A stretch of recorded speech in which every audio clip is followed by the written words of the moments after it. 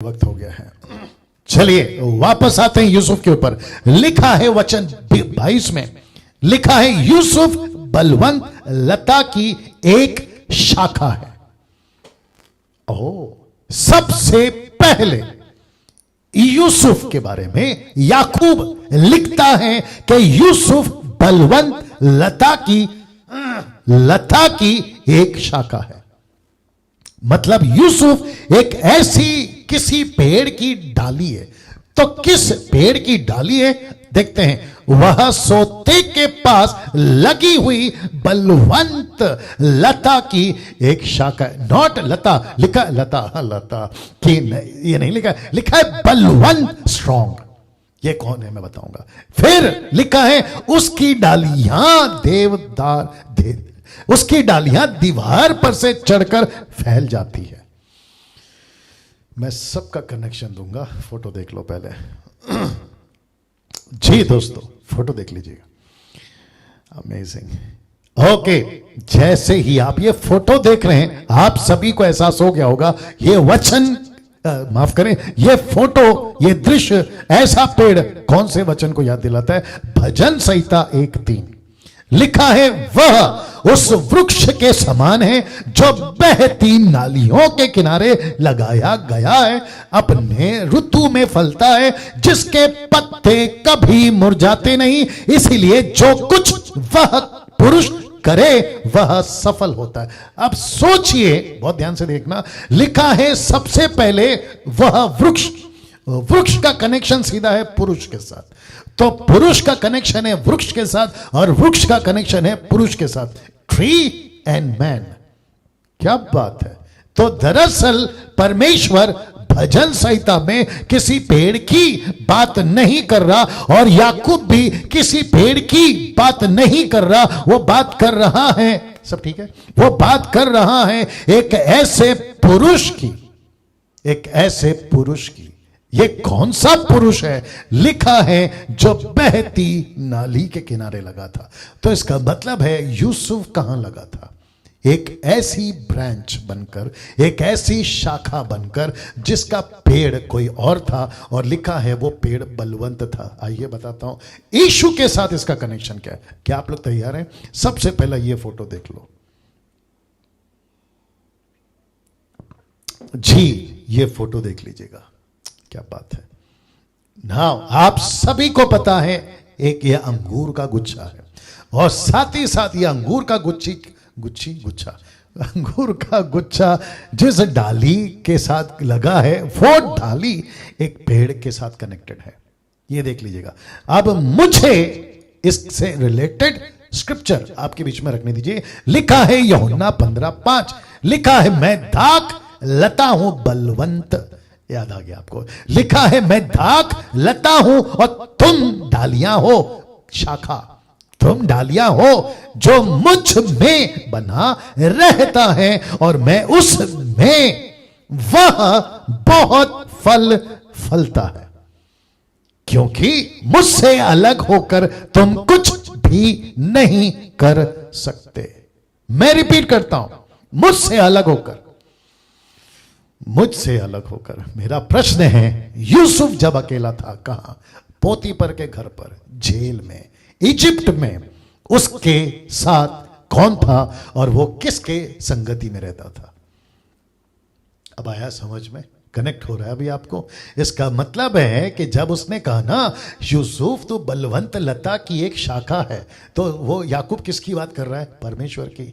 और यूसुफ को क्या कह रहा है, तू शाखा है, और परमेश्वर को क्या कह रहा है, लता नहीं बलवंत लता।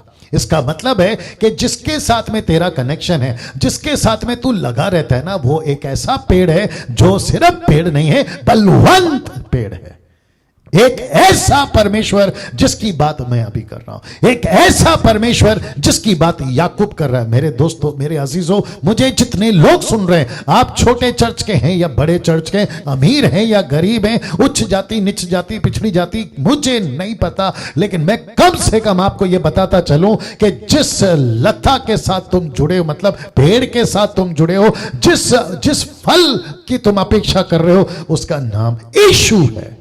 एक ऐसा पेड़, लिखा है मुझसे अलग होकर तुम कुछ नहीं कर सकते। इस बात का एहसास यूसुफ को था 17 साल की उम्र में। 17 साल की उम्र में इसको एहसास था। इसलिए इसने क्या कहा पता है? मैं बाप से दूर हूं, मैं भाइयों से दूर हूं, मुझे धोखा मिला है, मुझे गंदी तरीके से बेचा गया है, मेरे क्या कहते हैं ना, मेरी मानसिकता ठीक नहीं है, मैं टूट चुका हूं, मैं नशा कर सकता था, मैं पाप कर सकता था, पोतीफर की पत्नी के साथ में जो चाहो कर सकता था, लेकिन उसने ऐसा किसी प्रकार का चुनाव नहीं किया। इसलिए तो लिखा है कि मुझसे अलग होकर यूसुफ तो कुछ नहीं कर सकता। जितने मुझे अभी सुन रहे हैं, अनीता, सुनीता, कविता, लता, मुझे नहीं पता, राकेश, मुकेश, अनिल, सुनील, सलीम, सलमान, मुझे नहीं पता आप कहां से हैं, अमेरिका, यूरोप, अफ्रीका, भारत, कहां से मुझे नहीं पता, लेकिन मैं आपको यह बताता चलूं कि जब भी तुम यूसुफ की तरह अगर जेल में हो, तुम अकेले नहीं हो, परमेश्वर तुम्हारे साथ है। अगर तुम पोतीफर की पत्नी के समस्या का सामना कर रहे हो, तुम वहां अकेले नहीं हो। अगर तुम अपनी नौकरी, बिजनेस पार्टनर जो धोखा देकर चला गया, ऐसा किसी प्रकार के परिस्थिति में हो, तो तुम अकेले नहीं हो। इसलिए यीशु ने कहा कि तुम तब ही फलोगे अगर तुम मेरे साथ में बने रहोगे और मैं तुम में। और इसको कहते हैं संगति, इसको कहते हैं संगति, इसको कहते हैं फेलोशिप, इसको कहते हैं परमेश्वर के साथ में उठना बैठना, इसको कहते हैं परमेश्वर के साथ में लगे रहना। कैसा लग रहा है दोस्तों? टाइप करके बताते जाए कैसा लग रहा है। अमेजिंग अमेजिंग चीजें रख रहा हूं। लिखा है परमेश्वर की संगति में, इसलिए वो फलवंत रहा, इसीलिए वो फलवंत रहा। आपको पता है, या माफ करें, यूसुफ परमेश्वर के साथ में, ये चित्र रख रहा हूं, परमेश्वर के साथ में इतना कनेक्टेड था, इसलिए उसको किसी प्रकार की चीजों ने डिस्टर्ब नहीं किया। बाप से दूर डिस्टर्ब नहीं हुआ, भाइयों का धोखा डिस्टर्ब नहीं हुआ, पोतीफर की पत्नी का झूठा इल्जाम डिस्टर्ब नहीं हुआ, जेल के अंदर भी डिस्टर्ब नहीं हुआ, क्योंकि वहां पे भी उसको धोखा मिला एक आदमी ने कि जैसे ही मैं बाहर निकलूंगा मैं तेरे को याद करूंगा। वो भी धोखेबाज निकला। ऐसे किसी चीज ने उसको क्या कहते डिस्टर्ब नहीं किया, लेकिन उसके बावजूद भी वो संगति करता रहा और उसका परिणाम यह निकला कि खुद भी फलवंत हुआ और दूसरों को भी फलवंत किया।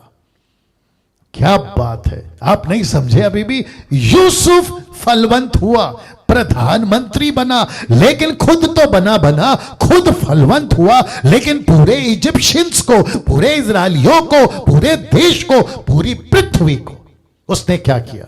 सबका खाने का प्रबंध किया कि नहीं किया? इसको कहते हैं जो मुझ में है वो मैं रखता हूं। ये देखो क्या लिखा है जो मुझ में बना रहता है मैं उसमें वह बहुत फल लाता है, क्योंकि मुझसे अलग होकर तुम कुछ नहीं कर सकते। कैसा लिखा है? बहुत फल लाता है, बहुत फल लाता है। एक और लाइन देता हूं मैं आपको, क्या करना है? सब ठीक है? कुछ तकलीफ हो रहा है जी? आपको पता है नीचे क्या लिखा है? उसकी डालियां दीवार पर से चढ़कर फैल जाती हैं। आप नहीं समझे अभी भी, बताता हूं। ऐसा एक सिस्टम है अदर्स कंट्रीज में, एक ऐसा सिस्टम है। वो सिस्टम क्या पता है? आपने अगर अपने खेत, पेड़, गांव जो भी है, आपने अगर एक पेड़ लगाया और पेड़ लगाने के बाद उसकी एक डाली दूसरे के घर के पास पहुंच गई या दूसरे की दीवार को लांघकर ऐसे बढ़ते बढ़ते पहुंच गए, तो वो जो डाली में जितना फल आएगा ना, वो उसका, वहां का रूल है, वहां की गवर्नमेंट ने बोला है। क्योंकि उसके चलते झगड़े बहुत होते हैं ना, अपने भारत में तो होते ही हैं। कहते मेरा पेड़ है, मेरा फल है, जबकि उसकी एक डाली निकल गई दूसरे के घर में, तो दूसरा घर वाला बोलता है ये खुद आई है मेरे पास, मैं क्या करूं, तो मैं तो खाऊंगा ना। तो सोचिए, आम का हो, एप्पल का हो, या जो भी चीज हो, जब वो दूसरा खा रहा होगा, वो जाता होगा, अच्छा मेहनत कौन कर रहा है? कोई और। मेहनत कौन कर रहा है? कोई और। जैसे यूसुफ ने मेहनत करी और फल कौन खा रहा है? कोई और। इसलिए लिखा है दूसरों को भी फलवंत किया। मेरा प्रश्न है, आज आपका क्या?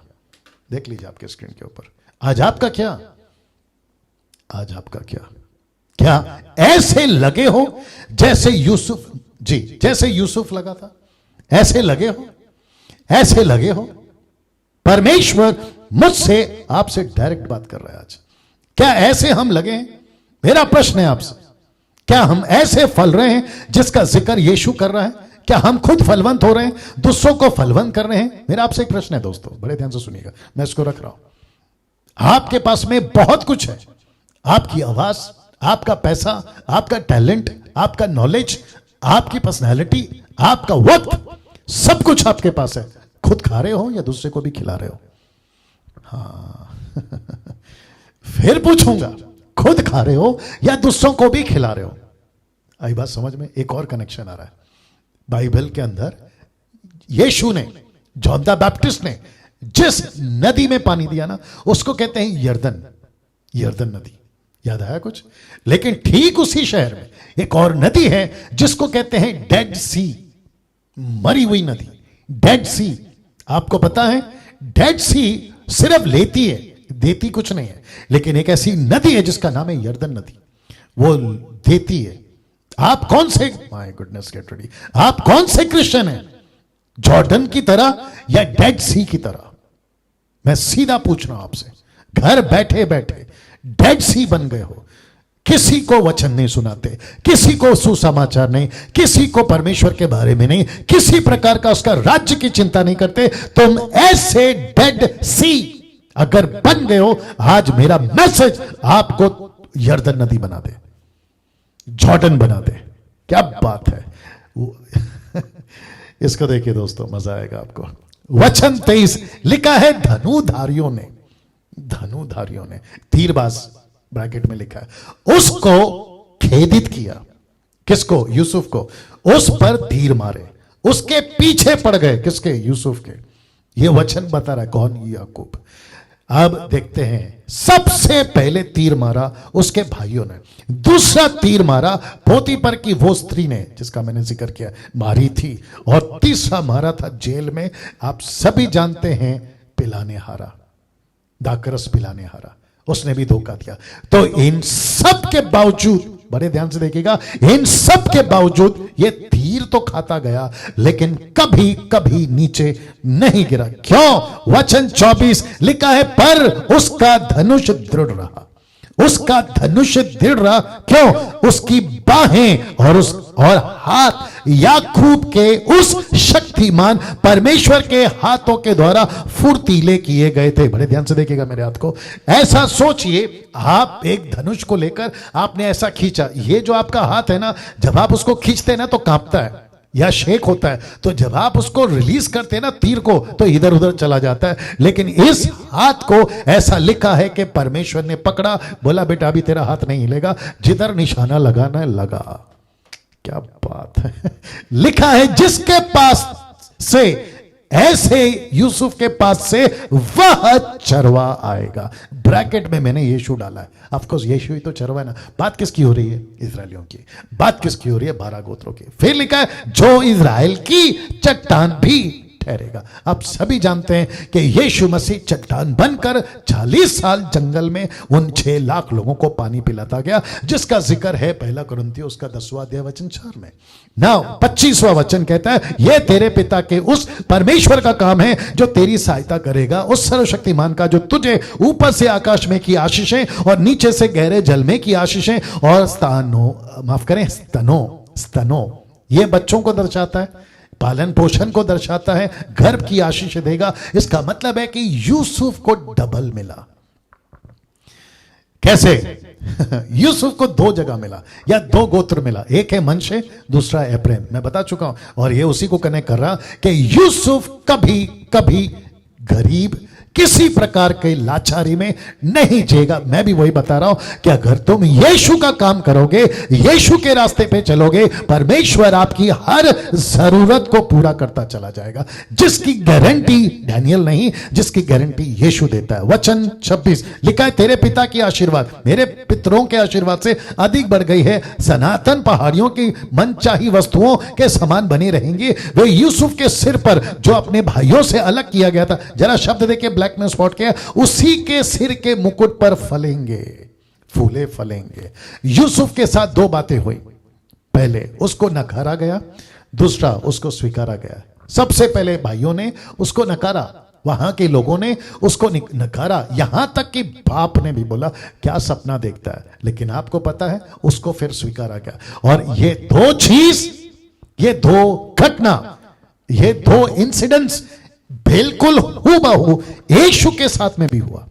यीशु को इजरायलियों ने नहीं स्वीकारा, लेकिन यीशु को बाद में इजरायली लोग स्वीकार करेंगे जब यीशु वापस आएगा, जिसको कहते हैं मिलेनियम, जिसको कहते हैं सार्वजनिक तौर पर यीशु का आना, जिसको कहते हैं 1 साल का राज्य, माफ करें 1000 साल का राज्य, जिसका टीचिंग में प्रकाशित वाक्य में दे चुका हूं। इसको कहते हैं अंत की बातें बताए।